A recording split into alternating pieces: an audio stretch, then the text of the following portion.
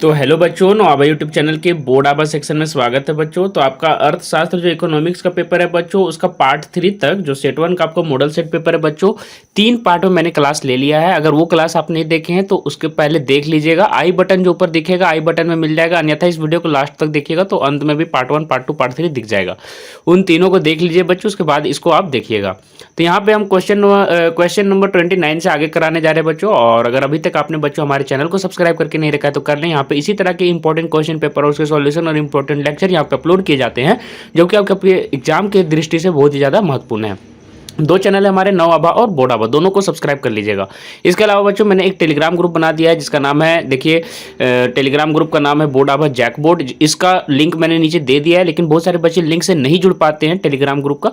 तो आपको Telegram app खोल लेना है और ये नाम लिखना है, नाम जो दिख रहा है बोर्ड आवर जैकबोर्ड, इसको लिख के सर्च कीजिएगा, मिल जाएगा। वहाँ जाके ज्वाइन जरूर से कर लीजिएगा। जितने भी लड़के लड़कियाँ हैं सभी, है ना, ऐसा नहीं है कि कोई एक को मैं कह रहा हूँ, सभी जितने लड़के हैं लड़कियाँ हैं सभी वहाँ पे जल्दी से ज्वाइन कीजिए। इंपॉर्टेंट क्वेश्चन पेपर और कुछ मैथ और हो सकते हैं कंप्यूटर साइंस का मैं वहाँ पे क्रैश कोर्स लेने वाला हूँ। तो चलिए जल्दी से सब्सक्राइब वहाँ पे जाके ज्वाइन हो जाइए और ये चैनल को सब्सक्राइब कर लीजिए।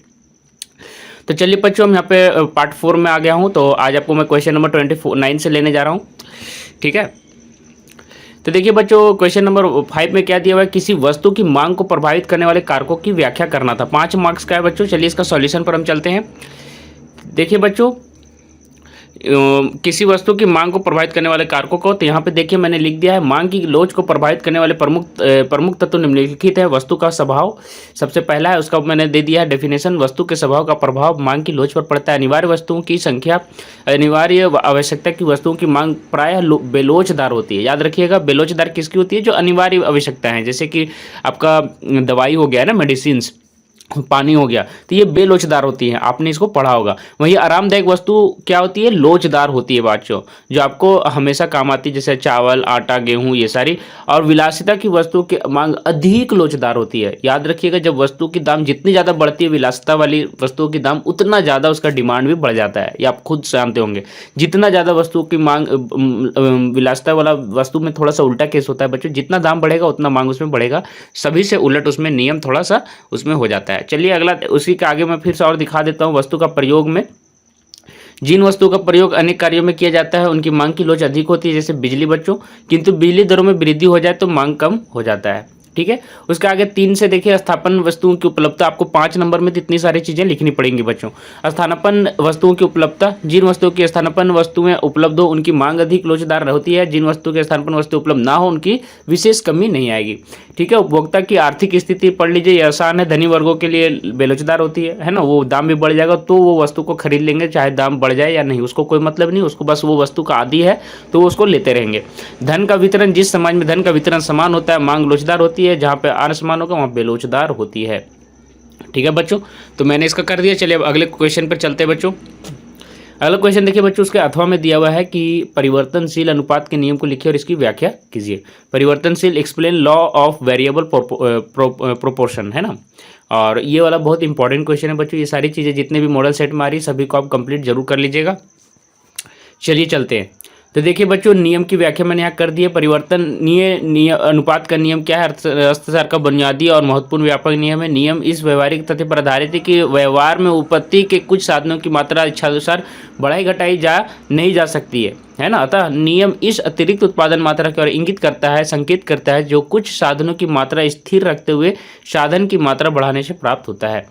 परिवर्तनीय अनुपात के नियम को अनुपातिकता का नियम भी कहा जाता है, क्योंकि यह बताता है कि आप, या चूंकि यहाँ पे 2 नंबर का है तो आप शॉर्ट में करके लिख सकते हैं, है ना। यह बताता है कि साधनों का अनुपात बढ़ाने का उत्पादन मात्रा पर क्या प्रभाव पड़ता है ना। इसे प्रतिफल का नियम भी कहते हैं, ठीक है बच्चों। उसके आगे देखिए, जब कुछ साधनों की मात्रा स्थिर रखते हुए अन्य साधनों की मात्रा बढ़ा दी जाए तो परिवर्तनशील। ये 3 नंबर में अगर आए तो आपको लंबा लिखना है, 2 नंबर में आए तो छोटा लिखना है, ठीक है। तो आप यहाँ से लिख लीजिएगा बच्चों, आप पढ़ के। चलिए अगले क्वेश्चन पर चलते हैं बच्चों। और क्या पूछा हुआ है 3 नंबर में, देखिए पूछ रहा है कि औसत लागत और सीमांत लागत में क्या संबंध है। बच्चों पार्ट 3 में मैंने इसको अच्छे से बता दिया है, तो इसको कराने की कोई ज़रूरत नहीं है मुझे, है ना। तो आप पिछले वाला क्लास में देख लीजिएगा। अब देखिए बच्चों, यहाँ पे एक न्यूमेरिकल है, बहुत ही अच्छा न्यूमेरिकल है कि मांग की कीमत लोच की गणना कीजिए। आपको पता होगा कि जब वस्तु की कीमत बढ़ जाती है, साधारणतया ऑर्डिनरी गुड्स की बात कर रहा हूँ, तो उसकी मांग में कमी आ जाती है। याद रखिएगा कि वस्तु की मांग में कीमत में बढ़ोतरी तो क्या होगा, मांग घटेगा। इसी में देखिए बच्चों एक और में क्वेश्चन छूट गया था, उत्पादन लागत से आप क्या समझते हो। तो उत्पादन लागत से हम क्या समझते हैं बच्चों, चलिए उसको हम बता देते हैं, है ना। देखिए बच्चों उत्पादन लागत से हम क्या समझते हैं, किसी भी वस्तु के उत्पादन के दौरान उस पर खर्च की गई कुल राशि को ही लागत कहा जाता है। इसमें कई मूल्य होते हैं, जैसे कच्चे माल पर खर्च, मशीन को चलाने का खर्च, कर्मचारियों की तनख्वाह आदि। इन सभी खर्चों को मिलाकर जो राशि होती है उसे उत्पादन लागत कहा जाता है। ठीक है बच्चों, तो चलिए इसके बाद न्यूमेरिकल है बच्चों। आप देख पा रहे होंगे यहाँ पे पूछा गया है कि वस्तु की कीमत और वस्तु की मांग मात्रा पर यहाँ पे क्वेश्चन किया गया है। तो मैं बता दूं बच्चों कि यहाँ पे आपको एक जब वस्तु की कीमत बढ़ती है तो उसकी मात्रा, मांग की मात्रा घट जाती है। आपको पता रहा होगा, कोई भी साधारणतः कोई भी ऑर्डिनरी गुड्स के लिए यही केस होता है। तो आपको ये फॉर्मूला को जिसको याद रखना होगा तभी आपको ये प्रश्न बनेगा। तो चलिए हम इसका सॉल्यूशन पार्ट पे ले चलते हैं। आप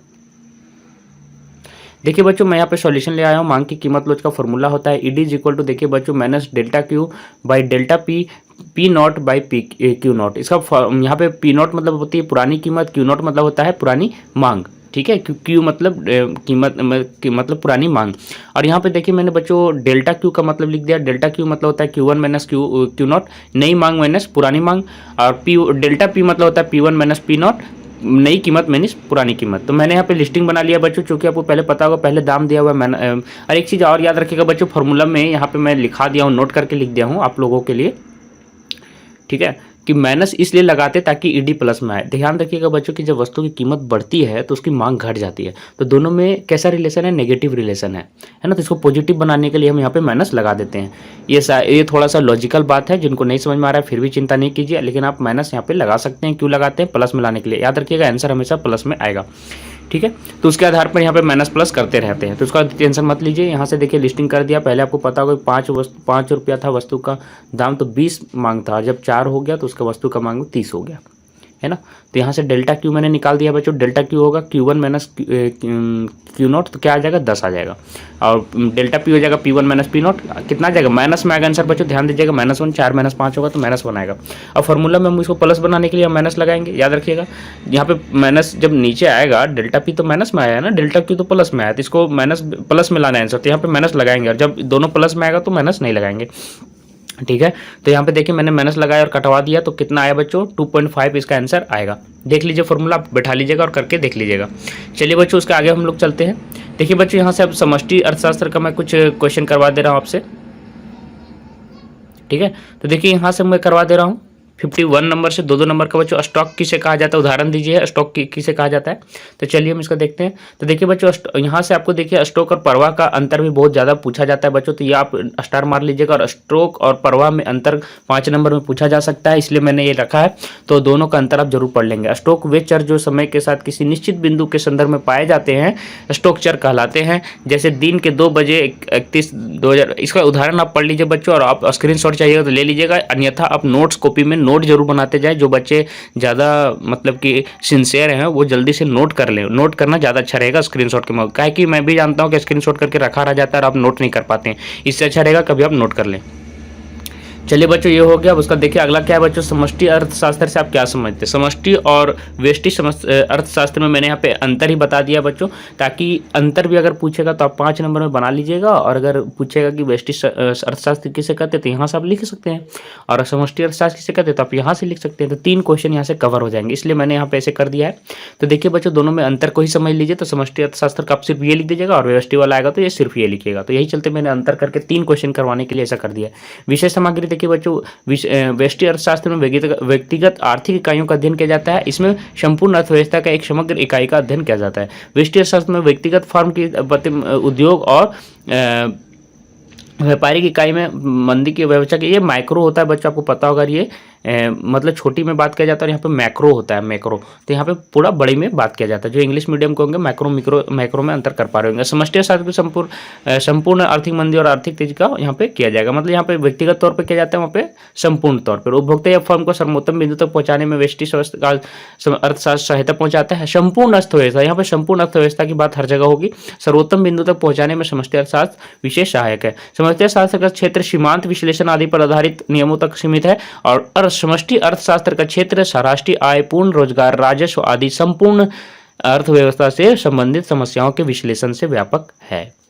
तो बच्चों यहाँ पे मैंने अच्छे से इसको बता दिया है, बहुत ही अच्छे से मेहनत से मैंने तैयार किया बच्चों। इसके लिए आप वीडियो को जरूर लाइक करें और अपने अपने दोस्तों के बीच शेयर करें, बहुत ही मेहनत लगती है बच्चों इसको तैयार करने में।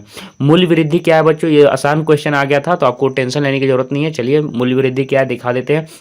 मूल्य वृद्धि का हम कह सकते हैं कि दाम बढ़ना अर्थात दाम बढ़ जाना। हम क्या कह सकते हैं, किसी वस्तु के मूल्य का बढ़ जाना ही क्या कहलाता है, मूल्य वृद्धि कहता है। साधारण भाषा में उदाहरण भी दे दीजिएगा। उदाहरण के लिए मान लीजिए किसी वस्तु की कीमत आज 10 रुपये, आने वाले कुछ समय 20 रुपये हो जाता है, तो इसे मूल्य वृद्धि कहा जाता है। उसका अगला प्रश्न देखिए बच्चों, वस्तु विनिमय प्रणाली में क्या कठिनाइयां होती है। बहुत ही इंपॉर्टेंट क्वेश्चन है, 5 नंबर में भी आ सकता है। ठीक है, तो आप इसका पूरा डिटेल में पढ़ लीजिएगा, इसका जितना भी कठिनाइयां होता है उसको बढ़िया से। तो वस्तु विनिमय प्रणाली क्या होती थी बच्चों, आपको पता होगा जब तक सिक्का नहीं चला था, कॉइन नहीं चला था, जिसको बोलते हैं मुद्रा, तो क्या होता था बच्चों, आपको पता होगा कि आप वस्तु का अदल बदल का क्या करते थे, अपना काम चलाते थे। जैसे कि अगर मुझे, जैसे ए एक लड़का है और बी एक लड़का है, चाहे ए एक लड़की है बी एक लड़की है, बाकी माने इसे 5 मोमबत्ती की ज़रूरत है। 5 मोमबत्ती कैंडल में लिख देता हूँ, 5 कैंडल। और इसको अगर बात की मैंने 10 माचिस की ज़रूरत है बच्चों घर में, है ना, मैच बॉक्स जिसको लिख सकते हैं मैच बॉक्स। तो ये क्या करेगा, 10 मैच बॉक्स इसको दे देगा, 5 मैच बॉक्स इसको दे देगा, 3 कैंडल इसको दे देगा। ये एक वस्तु विनिमय प्रणाली है, दोनों की क्या हुई, ज़रूरत भी पूरी होगी और काम भी बन गया। तो इसे ही कहते थे बच्चों, मैं साधारण में समझा दिया हूँ। तो देखिए वस्तु विनिमय प्रणाली क्या थी, इसकी कठिनाइयाँ बताएं। तो वस्तु विनिमय प्रणाली से प्रत्यक्ष अदला बदली वस्तु विनिमय कहलाती थी, मैंने अभी आपको बता दिया। अब वस्तुओं से प्रत्यक्ष अदला बदली क्या कहलाती थी, वस्तु विनिमय। वस्तुओं को वस्तु से बदला जाता था, मुद्रा नहीं होती थी। इसमें कठिनाइयां क्या थी, दोहरे अभाव, संयोग का अभाव। आपको क्या करना बच्चों, सभी का इस सबका पूरा विस्तार में जितना भी यहाँ पे मैंने कठिनाइयां लिखी है 5 ठो, सामान्य मूल्य मापक का अभाव, भावी मुगतान में कठिनाई, मूल्य संचय में कठिनाई, विभाजन की कठिनाई। तो इनको पूरा डिटेल में आपको पढ़ना है बच्चों, क्योंकि आपको 5 नंबर में पूछेगा तो ये सारी चीज़ें लिखनी पड़ेंगी। अब अगला देखिए बच्चों, लास्ट में पूछा है भुगतान संतुलन क्या है, इसके विभिन्न खातों का नाम बताइए। तो चलिए बच्चों ये करवा देता हूँ, ये 2 नंबर वाला लास्ट क्वेश्चन है।